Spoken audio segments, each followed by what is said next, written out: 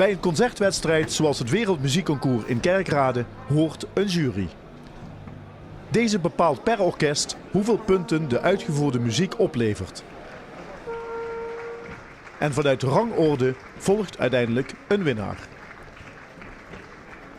In deze speciale aflevering van Bloosriek aandacht voor jureren. Ik sprak onder andere met Jan van der Roost en Jan de Haan, beide ervaren juryleden. Jan, jureren, dat is toch een vak apart, neem ik aan? Nou, een vak kan je het niet noemen, want het is wel inderdaad een heel aparte activiteit. Wat maakt het apart? Ja, je bent natuurlijk constant bezig met mensen te beoordelen die daar meestal extreem veel tijd in hebben gestopt. Dus wij vertrekken sowieso met heel veel respect, heel veel waardering voor wat die mensen gedaan hebben om zich aan te dienen en om dan inderdaad gejureerd of beoordeeld te worden. Hoe word je jurylid? Ja, je wordt ooit, omdat je veel je bewezen hebt in de blaasmuziek, word je op een gegeven moment geselecteerd en word je gevraagd van, zou je dat ook niet willen doen? En dat is bij mij al bijna 50 jaar geleden dat ze me dat vroegen. En het bevalt nog steeds? Ik vind het nog steeds heel leuk werk, vooral op dit soort evenementen natuurlijk. Hè.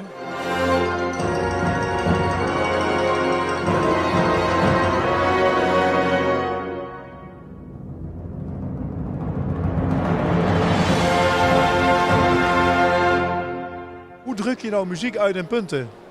Ja, dat is ook niet zo eenvoudig. Met hardlopen dan weet je precies wie er het eerst over de streep gaat. En dat is hier natuurlijk toch anders. En toch blijkt, ja, we hebben 5 juryleden die onafhankelijk van elkaar de punten geven. En dan leggen we die naast elkaar en dan scheelt het bijna niks. Wat komt er zo al bij kijken? Wel, nu concreet met het WMC hier natuurlijk krijg je orkesten die over het algemeen op zeer goed niveau spelen. Elk natuurlijk op zijn divisieniveau, maar hier wordt echt zeer goed gewerkt. Dus je krijgt ook natuurlijk heel verschillende soorten repertoire. Vooral met dat plichtwerk heb je een vergelijkbaar element.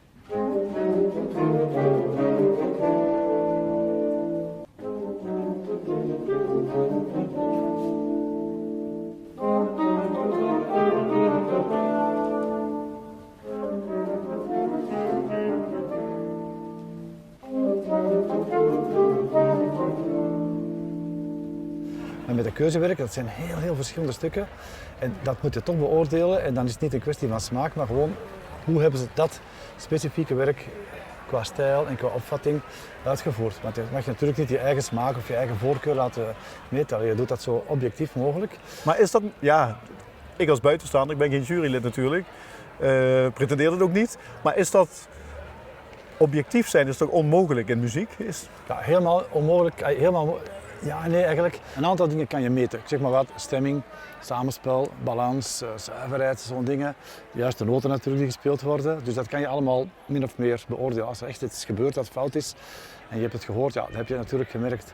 Maar opvatting, interpretatie, de manier waarop de muziek wordt gebracht, de overdracht en zo, dat kan inderdaad wat minder objectief gemeten worden.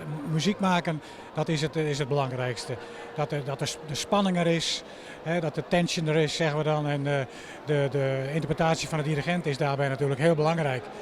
Natuurlijk, als je foutjes maakt, het is tenslotte een wedstrijd, dan gaat dat wel meespelen in het geheel. Maar in eerste instantie willen wij een muzikale uitvoering.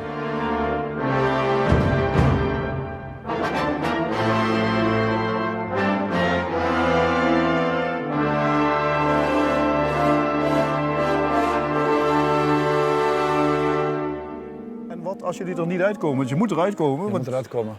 Op een zeker moment, ja, dan geldt wat ik zei, meerderheid, minderheid. En dan moet je ergens je verzoenen met iets waar je niet helemaal gelukkig mee bent. Dat gebeurt natuurlijk. Er zijn mensen die andere opvattingen hebben, die andere verwachtingen hebben of die andere perceptie hebben. En dan moet je gewoon even of soms lang praten. En je ziet ook soms dat de punten heel dicht bij elkaar liggen. Dat wil zeggen dat de juryleden het zo goed allemaal vonden dat er eigenlijk geen echte duidelijke uitgesproken winnaar is. Dan ga je op basis van argumenten dan eventjes met elkaar in gesprek.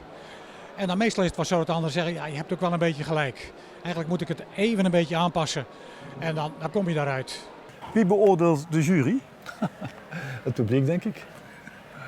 Nee, ik weet het niet. Ja, in principe zijn, in Duits heet dat experten. Dat zijn dus mensen die zo echt expert zijn in de branche. Je moet als jury natuurlijk heel goed een partituur kunnen lezen. Je moet echt weten hoe het allemaal moet klinken en wat er allemaal moet gebeuren. Want je leest ondertussen de hele tijd de muziek mee. Je bent dus eigenlijk constant aan het controleren of wat er gespeeld wordt effectief wel klopt. WMC betekent muziek en punten. Maar gaat dat samen? Ja, heel moeilijk zou je zeggen. Hè? Maar ja, uiteindelijk is het een wedstrijd. En ik denk dat de wedstrijd wel betekent dat er heel veel extra inzet is. Dus ja, punten. Voor mij zou het niet hoeven. Maar ik denk wel dat het uiteindelijk ook alweer meewerkt aan het gigantisch hoge niveau. Ja, eigenlijk vind ik dat dat niet samengaat. Eigenlijk is het gewoon muziek. Ik kom ook voor de muziek, niet voor de puntje. Ja, als je meedoet aan een wedstrijd, weet je dat je op die manier ooit moet landen. Op 5e, 6e, 8e, 20e, eerste, derde plaats, weet ik veel. Nog even en dan weten we wie de wereldkampioen is geworden. De jury zal wel bepalen welk orkest dat ze vinden dat zeg maar, nou ja, een trapje hoger op de ladder staat. Dat denk ik wel.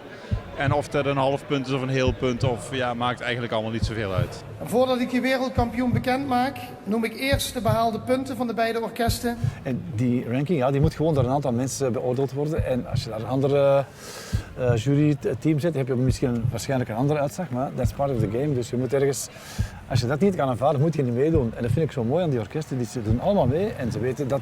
Ze weten dat er ook een kans is dat ze niet winnen. Zeker. Ja, eigenlijk een grotere kans dan wel. Of gewoon dat het gewoon echt tegenvalt. Dat ze een resultaat krijgen wat ze echt niet tevreden mee zijn. Ja, dat hoort er een beetje bij. Het orkest dat op de tweede plaats is gekomen is geëindigd met 95 punten voor het verplichte werk. Ik jureer zelf ook vaak. Ja. Maar wie legt tegen mensen dan uit het verschil tussen 92,11 en 92,27? Ja, dat is een hele lastige. Maar het feit dat ik vandaag niet hoef te jureren is voor mij heel fijn. Want dit is zo moeilijk. Het orkest dat als eerste is geëindigd, Nee, ik zou het niet durven zeggen. Ik vind het eigenlijk allemaal geweldig. behaalde voor het verplicht werk 96 punten. Uiteindelijk toch ook een dankbare job.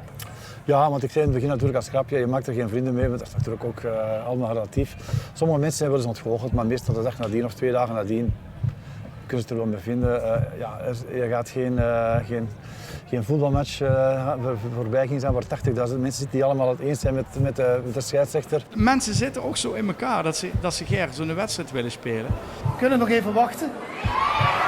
Nee. Als het voor een wedstrijd gaat, dan is het winnen of verliezen. En dan is het ook neerleggen bij de puntje die ze krijgt. Eigenlijk is het in de kern dus niet eerlijk. Nou, het is gewoon, elk orkest is anders. En elk orkest gaat ook op een andere manier naar zo'n WMC. De ene neemt de helft hulp met en de andere deed het volledig op eigen kracht. Het had ook wel zijn charme, maar stiekem moesten ze niet met elkaar vergelijken, want de insteek is anders. Maar dan kunnen ze ook dobbelen, jury. Ik denk dat ze dan net zo goed in de uitworsting komen. Ja, want ja, het verschil het eigenlijk nu ook, het is minimaal. Er zijn altijd mensen die andere meningen hebben, dat is part of the game. Met veel plezier maak ik bekend de wereldkampioen fanfareorkest Eerste Divisie WMC 2026. Met een totaalscore van 96,22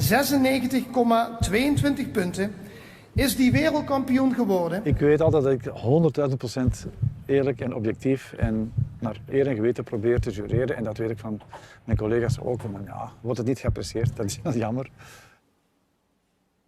Christelijke fanfare Concordia Middelstum.